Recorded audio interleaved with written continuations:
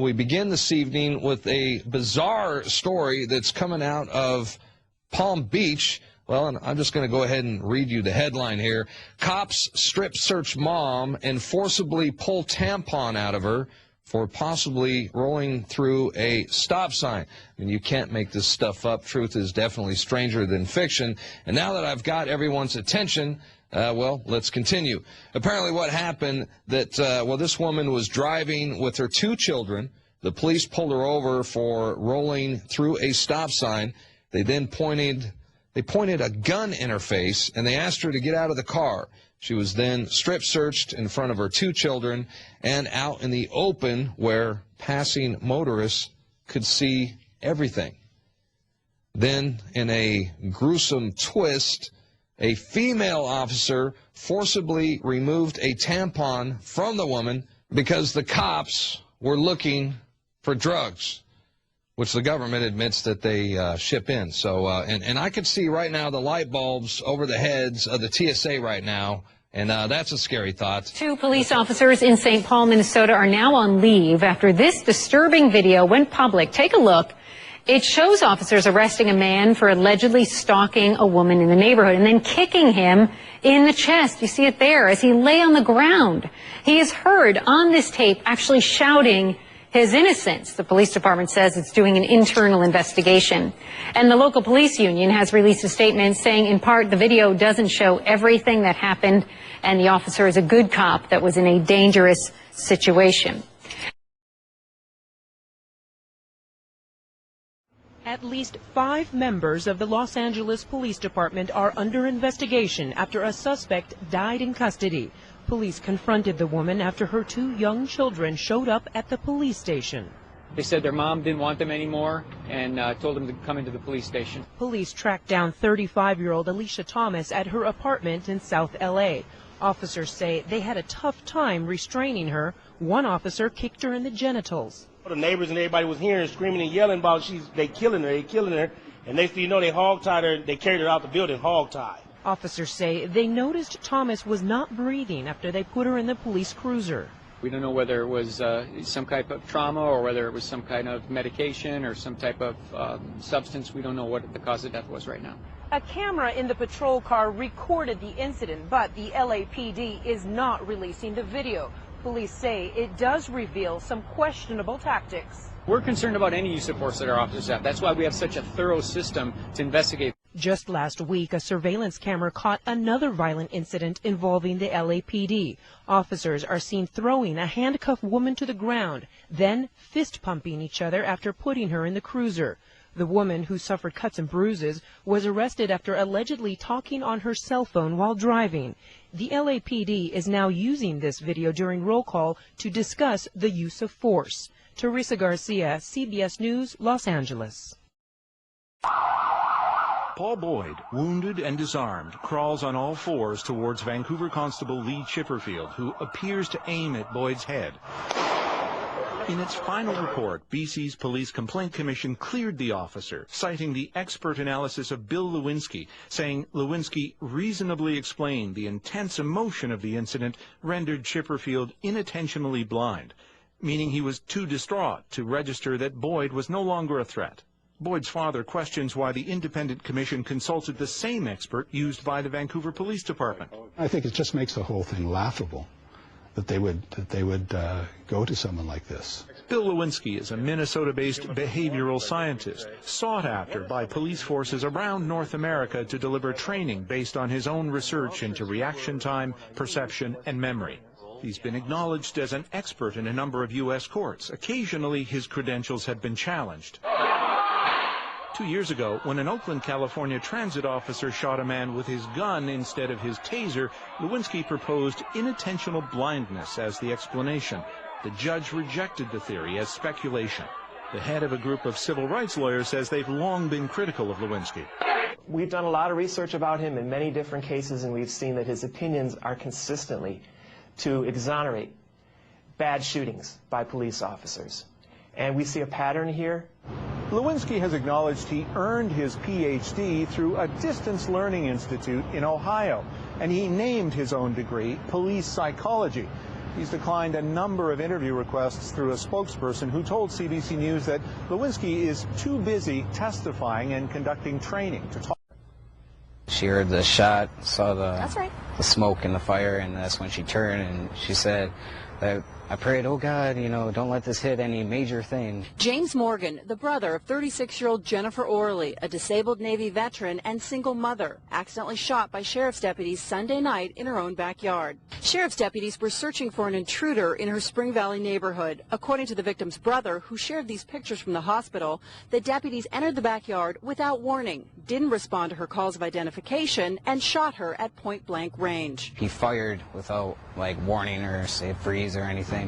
And then just as she saw, like, the black smoke coming out the barrel and the fire, she turned her body like this, and the bullet went through her left breast, through the bottom, going right through her nipple, into her bicep, and then out her pinky. Deputies reported that Orley was shot in the shoulder and was being treated for minor injuries. Her family tells a very different story. I feel they are just trying to cover up their mistakes, and they know the truth, they just don't want to admit it. And he tells us Orley says she was treated horribly and had to administer her own first aid. After she got shot, she stood there for a minute and went to put her hand on the officer that shot her to, like, gain her balance, and he was like, oh, get your hand off of me. And she's like, but you just shot me in the chest. For now, Orley remains in the hospital recuperating. For the family, they want deputies to acknowledge what they say is the truth. And all we want is for them to own up to their mistake and be responsible, just like anybody else. Hey, man. How you doing? I'm doing good. How are you doing? How you doing? You videoing me? I am now, yeah. That's cool, man. Ain't nothing wrong with videoing. Can I ask what you was doing over there? Was No. you taking pictures? No. Can't ask. Okay, I need to take your hands out of your pockets for me. Oh, am I a suspect? You have to do that. Are you detaining me or am I free to go? You're wasting my time. How you doing, sir? I'm doing fine. How are you? What's your badge number? 404. Your name? Okay, I need ID from you now. Based on what? First answer me one question. Am I being detained or am I free to go? If you tell me I'm being detained, I'll give you ID. If I'm not, then I'm going to leave. You're not leaving. Okay. So, am I being detained? Suspicion. See, Yes, sir. Yes, sir. You are being detained for suspicious of terrorist activity for taking pictures of a public police department. I didn't take You were standing there either surveilling. You were either surveilling. Okay, look. I'm former When was military. this? I've done it myself. What is this? Okay, right over here. So you're telling me I'm being suspected of terrorist. What now? Yes, sir. For surveillance. Okay, at this particular Based point. on what proof? Based on this point, you were standing there. You're harassing me. I'm not harassing you. I was reading my emails of jobs I just... Yeah. Teresa Carter just doesn't understand what happened to her son Chavis in the back of a police car in Jonesboro, Arkansas. Officers picked him up. They say he had drugs on him and missed a court date on more drug charges. What happened next, though, is where the confusion starts. As protocol, he was handcuffed behind his back, double locked, and searched. Handcuffed, double locked, and searched. But somehow, minutes later, police say they heard a thumping noise, turned around, and found Chavis dead, shot in the head in the back of the squad car. Any given officer has missed something on a search, you know, be it drugs, be it knives, be it razor blades. This instance happened to be a gun. They're still investigating, but they think Chavis, handcuffed in that squad car, somehow managed to pull out a hidden gun and shoot himself in the head. What do you think happened to your son? I think they killed him. I mean, my...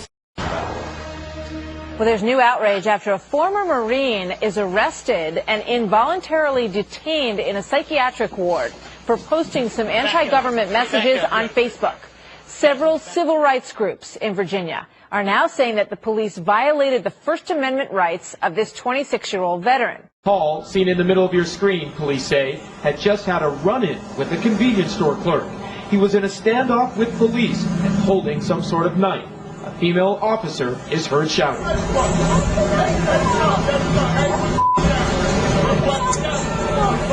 If you listen carefully, Paul is then heard continuing to yell at police.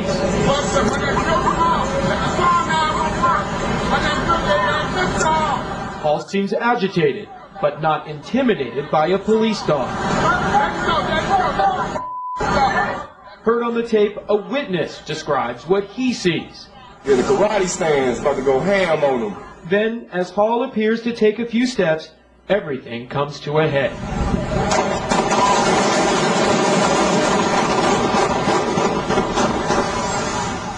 Local media report 46 shots were fired. CNN counted the sounds of at least 30 shots on the videotape. All 9 people wounded in that Manhattan shootout yesterday were hit by police gunfire. That is according to Commissioner Ray Kelly. Police officers fired 16 rounds at Jeffrey Johnson near the Empire State Building after he killed a former colleague on the sidewalk. We'll go live to New York in just a few minutes. See you soon. Thank you, Steve. A domestic violence call in Tacoma ended with a police officer fatally shooting The girlfriend that was in the red shirt, I saw her getting dragged by the cops out of the yard, and then the cops had let her go. What they saw was the sad ending to a life. The individual is deceased. He's still at the scene, and there is a .45 caliber handgun at his side. He's dead now. He's the same man who once took an oath to serve and to protect his country. Preliminary information that I have is that the individual is active military. We don't know yet what went wrong. I'm not clear exactly what the threat was, but obviously the officer was threatened by this individual. He was moving out. I'd seen that earlier. I'd seen that he was carrying out his stuff to put into his vehicle. We don't know how it escalated at a different location, then ended up here in the Hilltop neighborhood. All we know is that a policeman felt he had no choice. But police say this is the second time this same officer has been involved in a shooting. We do not have any details about that prior incident. All we know is that this officer has apparently been with the Tacoma Police Department for about 5 years. Partnership between Microsoft and the New York City Police Department will pair America's largest municipal law enforcement agencies with one of the world's largest developers of computer software and hardware. The mayor of New York has billed the collaboration as a new tool for fighting crime. Ian Thomas covers technology for Crane's New York Business. The city definitely tried to downplay a lot of the concerns that citizens have with privacy. They made a point that they will not be recording faces or, pursuing people based off race or creed or that sort of thing. The system takes advantage of more than 3,000 closed-circuit TV cameras already in place in New York. It can tap into tools like the NYPD's radiation sensors, license plate readers, as well as crime records, 911 calls, and videotape footage. The program can ID an object and correlate the relative files or data on any target and for any officer in the system. But some critics argue the expansion of the NYPD's surveillance capabilities will only contribute to the erosion of the rights of citizens who live here.